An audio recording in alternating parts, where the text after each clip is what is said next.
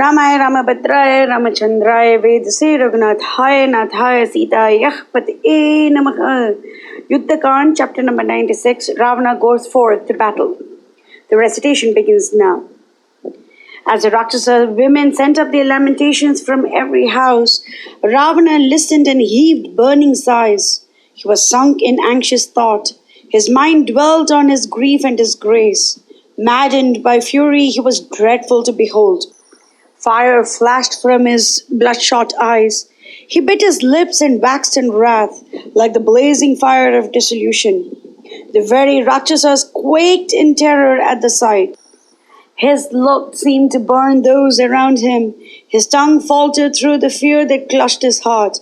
And he called unto him Mahodara, Mahaparshva, and Virupaksha, his counselors, and cried, "Order all our forces to go forth to the field of battle this instant."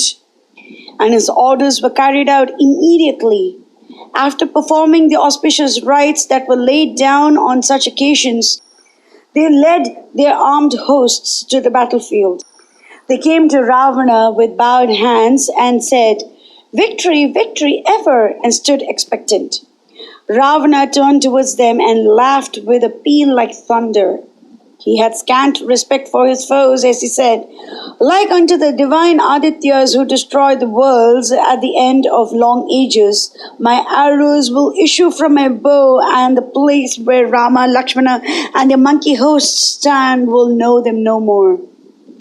My friends and kin, Khara, Kumbhakarna, Prahasta, Indrajit, and the other Rakshasa heroes will rejoice mightily this day.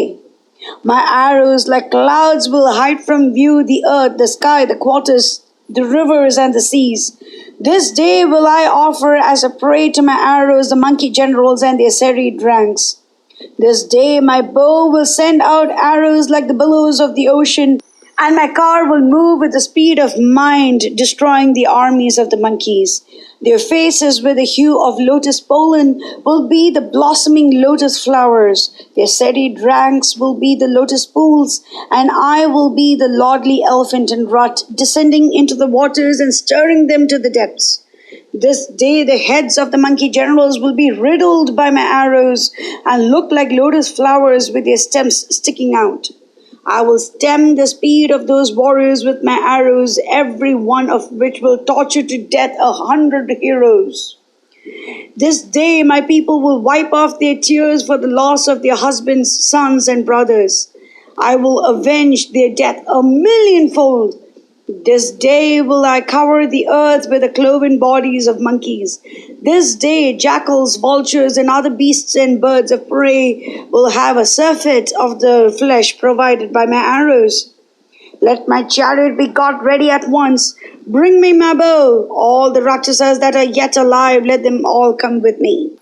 Mahaparsha, the general, listening to these words of Ravana, turned towards the leaders of the hosts and said, "Let our troops be ready to march forth." And the leaders lost no time in collecting them from their houses. Frightful of mien and form, the Rakshasas stood ready for battle within a short space, armed with sword, broadsword, trident, club, bar, wheel axe, and spiked mace, and roaring dreadfully. And then a general brought round a car of Ravana, drawn by 8 horses, furnished with every weapon, and handled by the most skillful driver. Ravana took a seat in that radiant chariot, and surrounded by countless Rakshasas, he set out to fight. The earth quaked as if it would crack beneath his strength and majesty. Mahaparsha, Mahodar, and Virupaksh followed in their cars. They rent the earth with the speed of their cars, and the sky with the war cries, bent on achieving victory. Glancing back at his forces, Ravana, bow in hand, radiant like Yama, who starts forth on the day of dissolution to destroy all the created beings, passed the northern gate where Rama and Lakshmana stood. Then the sun grew dim. Darkness hung over the quarters. Birds gave forth ghastly cries. The earth trembled in affright. The clouds rained blood. The horses stumbled on their way. A vulture sat on the top of Ravana's flag. Jackals howled hideously. The left arm and leg of Ravana throbbed. His face grew pale and his voice faltered. These were seen portents foretelling the defeat and death of Ravana. Meteors fell from the sky with the noise of thunder. Vultures and crows cried ominously. But he paid not the slightest heed to these omens and signs. Caught in the news of death, he was bewildered in mind and went forth to battle, seeking his own death. Hearing the noise of chariots, the monkey hosts prepared themselves for battle. Then the Rakshasas and the monkeys challenged one another, declared their names and deeds of valor, and fought dreadfully, each intent on victory. Ravana, mad with fury, destroyed without mercy crowds of monkeys with his arrows decked with gold.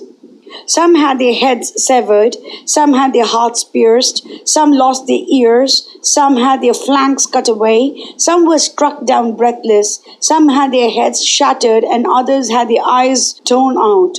The Lord of Lanka rolled his eyes fearfully, and everywhere he turned a scar.